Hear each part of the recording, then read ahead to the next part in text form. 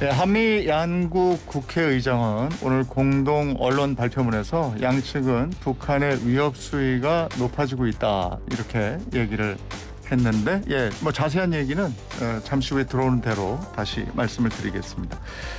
더불어민주당은 지금 지도부를 뽑는 전당대회가 한창인데 1차 컷오프를 통과한 최고위원 후보들 상대로 해서 한국사회 여론조사가 TBS에 의뢰해 지난달 29일부터 30일까지 이틀 동안 여론조사를 실시했습니다.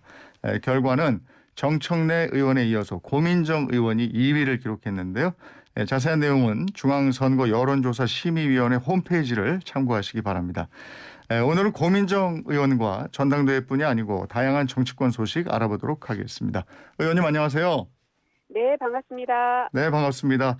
앞서 여론조사 결과 말씀해 드렸는데 어떻게 받아들여지십니까?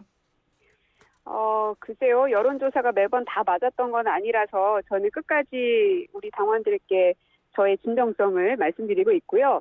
특히나 이제 1위를 하셨던 이 정청래 의원님 같은 경우는 3선이신 데다가 그래서 당내 조직표도 많으시고 또 권리당원들하고 보폭도 많이 맞춰오신 분이라서 저로서는 굉장히 좀 어려운 싸움을 하고 있다라고 생각하고 있습니다. 네. 그 여성 몫을 제외하면 4위 안에 들어야 되는 거잖아요. 네. 무난히 들어갈 것으로 보십니까? 이제 늘상 여성이기 때문에 당연히 한 명은 들어가는 거 아니냐라면서 여성에게는 표를 오히려 주지 않는 현상들도 사실은 굉장히 많이 있었는데요. 네.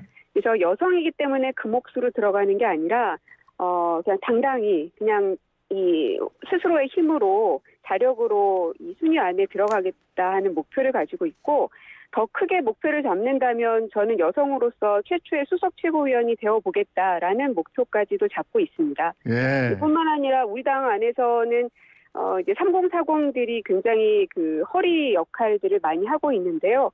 이제는 최고위원들도 그런 세대 교체의 선두주자가 필요하지 않는가. 그래서 저 고민정을 통해서 민주당의 혁신을 보여드리고 싶다 하는 포부로 뛰고 있습니다. 네. 고민정이라는 사람의 가장 그 강점은 뭡니까? 저희 가장 강점은 일단은 이 정밀 타격하는 공격수로서의 역할을 자신 있게 싸워왔다는 점. 그리고 이제 우리가 야당이기 때문에 무작정 이게 난사하는 것이 아니라 정확하게 팩트 관계를 체크해 가면서 임하는 것이 되게 중요하다고 생각 드는데요. 그 부분에 있어서는 당원들도 국민들도 많이 인정해 주시지 않는가 생각이 듭니다. 네, 민주당의 공격수가 되겠다 이런 말씀이신가 봐요. 예. 네. 전국 당원 투표가 오늘부터 시작되지 않습니까? 네. 혹시 지금 어디 계세요? 저는 지금 안동에 있습니다. 안동에서 당원분들 만나고 네. 이제 대구로 또 이동하고 있습니다. 오늘 바로 그 앞이니까 대구로 가시는군요. 네네. 네, 지역별 전망은 어떻습니까? 지역마다 사실은 굉장히 다릅니다. 그리고 제가 만나는 분들이 아주 소수일 수밖에 없기 때문에 전체를 예견하는 건 어려운 일인데요. 이제 다만 이제 대구 경북 같은 경우는 민주당이라는 말조차도 제대로 꺼내기가 참 어려웠던, 민주당에겐 참 힘든 곳이죠. 네. 그래서 장사를 하면서도 본인이 민주당원임을 숨겨야 하는 참 이 슬픔이 서려 있는 곳이기도 한데, 그 외 그 영화 암살 보면 전지현 씨가 저격수 역할을 하시잖아요. 네네. 네, 그런 것처럼 이 대구에서 혹은 경북에서 만나는 당원들의 저에 대한 요구사항은 그런 저격수 역할을 잘 해줬으면 좋겠다. 네. 우리가 여기에서 마음껏 민주당을 목소리 낼 수 없는 그런 아쉬움이 있기는 하지만 뒤에서 든든하게 받쳐주는 응원군들이 있다 생각하고 저격수 역할을 잘해달라 이런 말씀들을 많이 하시더라고요. 네. 그 간절함을 더 많이 느끼고 있습니다. 안동의 분위기도 역시 그렇고요. 네네. 네. 며칠 전에 제주 지역 당원들 만나러 제주도 가셨잖아요.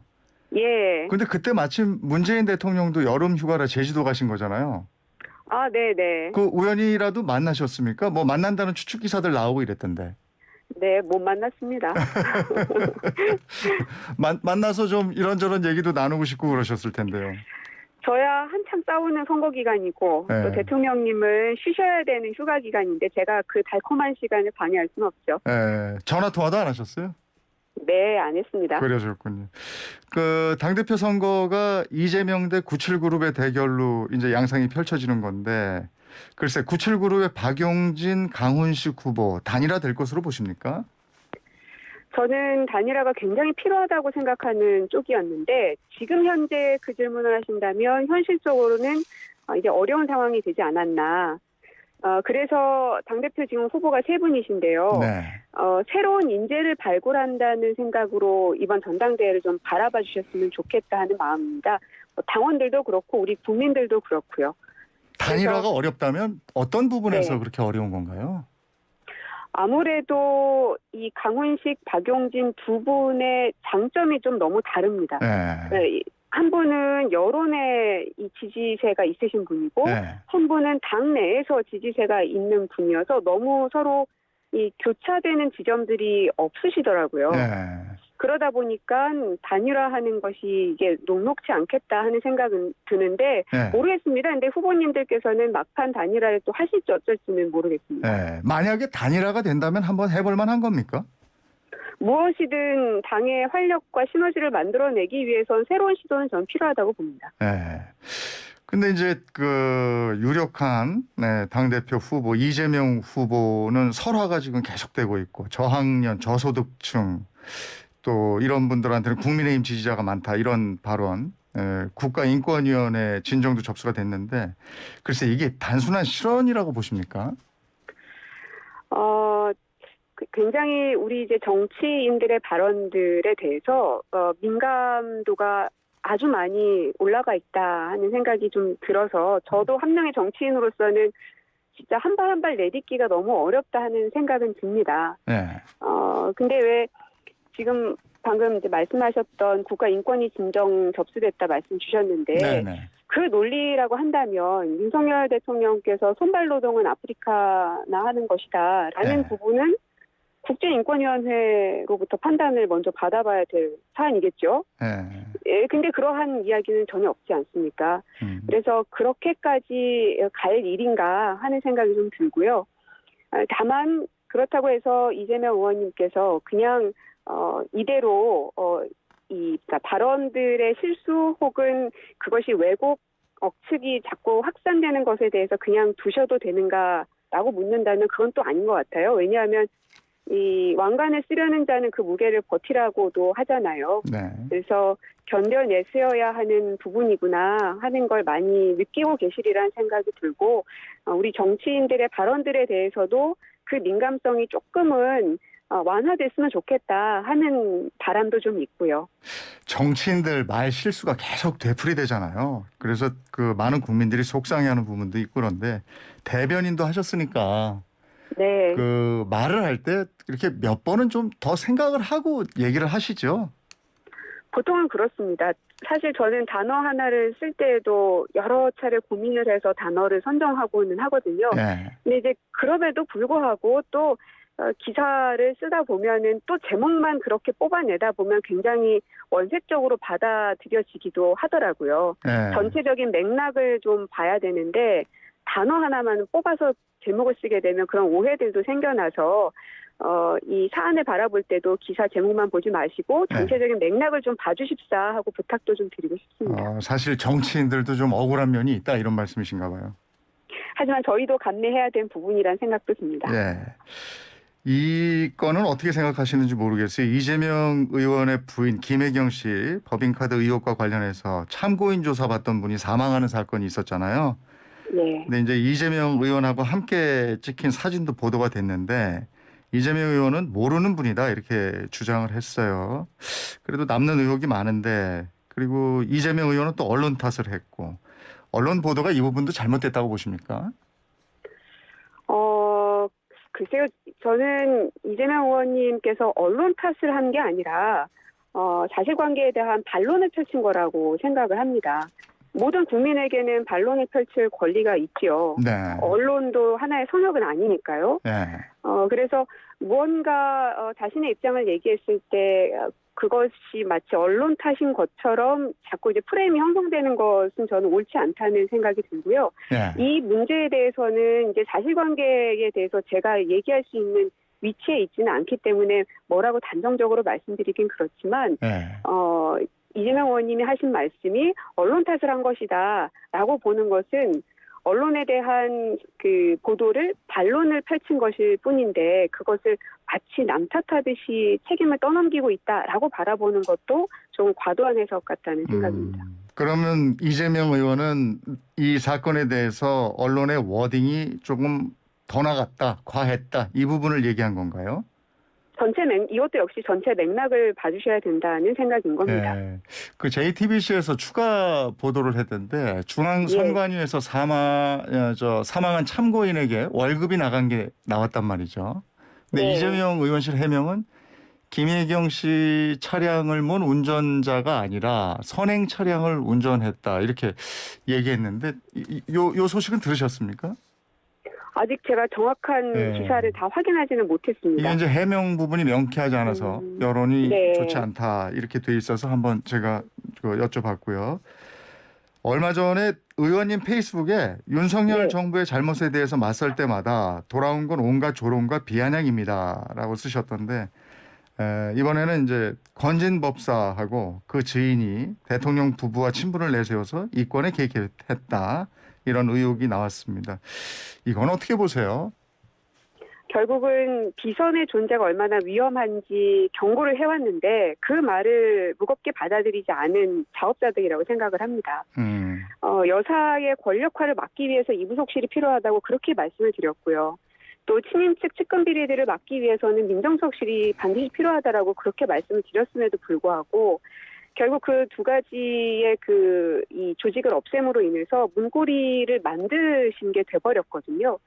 그러니까 본인도 사람이시라 대통령도 사람이기 때문에 여러 가지 실수와 잘못들이 있을 수도 있습니다. 그렇기 때문에 시스템이 필요한 거거든요. 네. 그래서 대통령을 둘러싸고 있는 이러한 측근 비리들이 생기는 것을 사전에 막기 위해서 시스템의 견제를 받도록 만든 것들이 이부속실이나 민정수석실이나 이런 조직들이거든요. 그런데 이것을 스스로 없앰으로 인해서 이 비선의 존재가 자꾸만 드러나게끔 하는 이 현상들 굉장히 저는 위험하다고 보고요. 지금이라도 바로잡지 않으면 국민들께서 용납하지 않으실 거다. 아마 이제 본인이 이 선거 기간에 했던 말들을 다시 이제 부인해야 되는 것이 좀 민망할 수는 있겠지만 부끄러움은 잠시일 뿐이잖아요. 나라의 기틀을 바로잡기 위해서라도 지금이라도 이 비선의 존재들을 싹을 잘라내기 위해서라도 이부속실과 민정수석실 이런 것들을 다시금 만들 필요가 있다 생각이 듭니다. 예. 그 의원님은 청와대 근무를 하셨으니까 대통령실이 건진법사 사건에 대해서 공직기강 비서관실에서 관련 조치를 취할 거다 이렇게 했는데 공직기강 비서관실이 민간인을 조사할 수 있습니까? 그래서 저는 윤석열 정부가 굉장히 좀 유능할 거라 생각했는데 이런 걸 보면 너무 무능함을 자꾸 드러내고 있어서 당혹스러울 정도인데요. 공직기관 비서관실은 공직자들을 이 관리 감독하는 곳이죠. 근데 민간인을 조사할 권한은 그분들한테 없거든요. 그래서 도대체 조직 시스템에 대해서 어느 정도로 파악하고 있길래 이런 설익은 말들이 나오는지 참 이해하기 어렵습니다. 그러면은 이제 그 조금 전에 의원님 얘기하신 민정수석실, 그 대통령 네. 측근 비리면 예전 같으면 민정수석실에서 담당하는 게 맞는 거죠? 그렇겠죠. 근데 그러나 이제 지금은 없잖아요. 그러면 어떻게 할 것이냐. 측근 비리들을 그냥 이대로 다 둘 수는 없잖아요. 국가적인 차원에서는. 그리고 결국은 공수처로 갈 수밖에 없다는 생각이 듭니다. 왜냐하면 저희가 이제 공수처를 만들자고 민주당에서 주장했을 때 문재인 대통령 당시였는데요. 그때 당시에 야당인 국민의힘에서 반대하는 게 되게 이해가 안 됐습니다. 왜냐하면 공수처의 칼끝은 결국은 이제 대통령을 감시하고 그 관리한다는 의미를 담고 있기도 하거든요. 대통령을 비롯한 고위공직자들을 수사하는 곳이기 때문에 그런데 이제 지금은 결국 이제 대통령이 바뀌었고 또 이런 측근 비리들이 나오고 있는 상황이어서 민정수석실도 없고 그렇다면 공수처가 나서지 않을 수가 없는 상황까지 왔다는 생각이고요. 그래서 뭐 대통령 관저공사 문제도 지금 불거지고 있는데 그 부분도 그렇고 방금 말씀하신 건진법사 부분 그다음에 민간인 수행원도 지금 현재로서는 보안 서약서 없이 수행원으로 등록이 된 걸로 지금 보여지거든요. 뭐 이런 것들까지도 지금 수사할 것들이 굉장히 좀 많이 쌓이고 있다 생각이 듭니다. 그런데 건진법 사건은 공수처 관할일까요, 이게? 이 측근의 범위를 어디까지 두느냐에 따라서 달라지겠죠. 네, 그래서 거기에 대한 논의는 있어야 되겠지만 그 뿌리는 현재 김건희 여사가 됐든 윤석열 대통령이 됐든 거기로부터 시작이 된 거기 때문에 그러면 어디에서 수사를 할 것인가에 대해서도 대통령실에서는 밝혀야 된다고 생각합니다. 근데 민정수석실 기능의 인사 검증 부분 이런 건 법무부로 가져간 거잖아요. 예. 근데 요 외에 다른 부분은 안 가져갔나요? 그래서 법무부에서 이런 걸 이제 조사하는 뭐 이런 건 없는 건가요, 지금? 저는 이 법무부가 그래서는 안 된다고 생각하고요. 법무부는 그야말로 행정부처입니다. 거기에서는 어떤 수사에 대한 권한도 없고 한동훈 법무부 장관이 스스로 얘기했습니다. 수사에 대한 권한이 없기 때문에 자신들은 그런 걸 할 권한도 능력도 역할도 부여되어 있지 않다. 그래서 거기는 할 수 없는 곳이고 그래서 제가 이제 공수처가 대안이 될 수 있는 것 아닌가라고 이제 말씀을 드렸던 겁니다. 하나 덧붙여서 며칠 전에 국민대학교에서 김건희 여사 박사 학위 논문을 포함해서 4개 논문에 대해서 표절이 아니다 이렇게 결론을 내렸는데 대학에서 이렇게 얘기했는데 아직도 논란이 가라앉지 않고 있어요. 이 문제는 어떻게 보세요? 왜냐하면 그 논문에서 아주 똑같이 일치되는 부분이 너무나 많은데 상식적으로 이것을 표절이 아니라고 하는 것이 납득이 되지 않기 때문입니다. 그래서 이 국민대에서는 어쨌든 재조사를 했었기 때문에 그 재조사에 대한 최종 보고서가 공개가 돼서 말끔하게 의혹 해소가 돼야지 이게 넘어가질 일이지 그렇지 않고서는 이 조사를 했던 분들이 학문적 양심을 버린 것이다. 아니면 정권의 눈치 보기 한 것이다. 이 시선에서 벗어날 수 없을 거라는 생각이 듭니다. 그래서 이것은 윤석열, 김건희 이 두 분을 위해서도 계속 무언가를 숨기고 가는 것은 바람직하지 않다. 제대로 털고 가기 위해서라도 이 재조사했었던 보고서 내용 등을 공개하는 것이 반드시 필요하다고 생각합니다. 의원님 아까 이제 얘기하다 생각나는데 대정부 질문할 때 박진 장관한테 자료 요청하셨잖아요. 근데 그 요청 자료 다 받으셨나요? 지금 절반만 받고는 못 받았는데요. 그 수행원 명단에 대해서는 받았습니다. 그것을 확인해 본 결과 그때 상임위에서도 제가 이제 질의를 통해서 공개를 한 바가 있는데요. 그 행사 기획 몫으로 가시지 않았고 부속실 즉 측근에서 수행을 하거나 그런 모든 일정들을 조율하는 부속실 몫으로 이분이 가셨다는 게 확인이 됐습니다. 그리고 기타 수행원이란 단어는 아예 존재하지 않고 실무 수행원 몫으로 갔다는 것도 역시 확인이 돼서 대통령실은 거짓 해명을 했기 때문에 여기에 대한 또 다른 이제 입장이 필요한데 지금 묵묵부답으로 일관하고 있고요.